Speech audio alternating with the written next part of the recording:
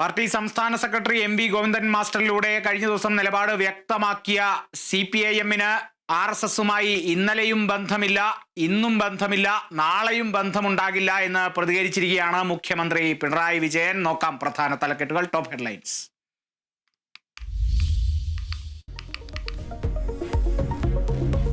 RSS-നെ പ്രീണിപ്പിക്കുന്ന നിലപാട് ഒരു കാലത്തും CPIM എടുത്തിട്ടില്ലെന്ന് മുഖ്യമന്ത്രി. ഗോവിന്ദൻ മാസ്റ്റർ പറഞ്ഞത് വളച്ചൊടിച്ചു. RSS-ഉമായി യോജിക്കാവുന്ന ഒരു മേഖലയും ഇല്ലെന്ന് പിണറായി വിജയൻ. CPIM-കാർ RSS ചിത്രത്തെ വണങ്ങിയിട്ടില്ലെന്ന് പ്രതിപക്ഷ നേതാവിന് പരോക്ഷ വിമർശനം.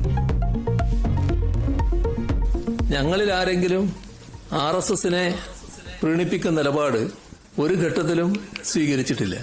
കേരളത്തിന്റെ അനുഭവത്തിലുണ്ടല്ലോ അത്തരം ചില ഫോട്ടോകൾക്ക് മുന്നിൽ ചിലര് താണു വണങ്ങിയ നില കേരളം കണ്ടതാണല്ലോ. അങ്ങനെയൊന്നുമുള്ള നിലപാട് സ്വീകരിക്കുന്ന പാർട്ടിയോ പാർട്ടിക്കാരോ അല്ല CPIM-ഉം CPM-കാരും.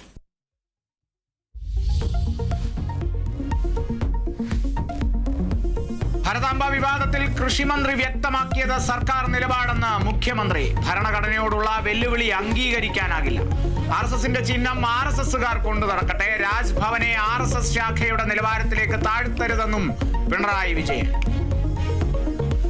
രാജ്ഭവനെ RSS-ന്റെ അജണ്ട നടപ്പാക്കുന്ന ഒരു സ്ഥലമായി മാറ്റാൻ പാടില്ല. ഇത്തരമൊരു പ്രവണത അത് ഭരണഘടനയോടുള്ള വെല്ലുവിളിയായിട്ട് മാത്രമേ കാണാൻ കഴിയൂ.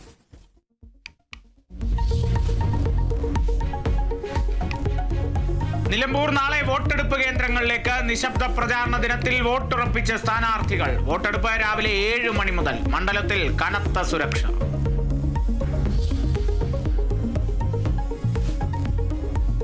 വയനാട് തുരങ്കപാതയ്ക്ക് കേന്ദ്ര സർക്കാർ അനുമതി. അന്തിമ വിജ്ഞാപനം പുറത്തിറങ്ങി. പരിസ്ഥിതി മന്ത്രാലയം അനുമതി നൽകിയത് ഉപാധികളോടെ. പദ്ധതിക്ക് ജൂലൈയിൽ മുഖ്യമന്ത്രി തറക്കല്ലിടും.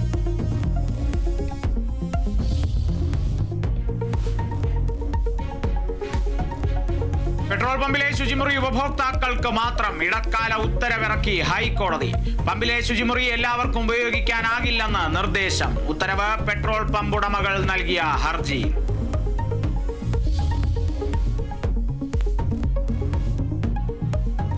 കണ്ണൂർ നഗരത്തിൽ തെരുവുനായ ശല്യം രൂക്ഷം. ഇന്ന് 16 പേർക്ക് തെരുവുനായയുടെ കടിയേറ്റു. 2 ദിവസമായി നഗരത്തിൽ കടിയേറ്റത് 70ഓളം പേർക്ക്. ആലപ്പുഴ അമ്പലപ്പുഴയിലും പാലക്കാടും തെരുവുനായ ആക്രമണം.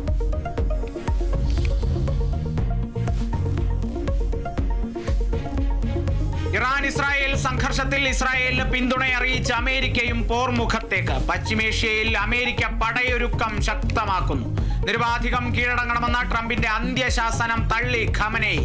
ആക്രമണ പ്രത്യാക്രമണം തുടർന്ന് ഇസ്രായേലും ഇറാനും.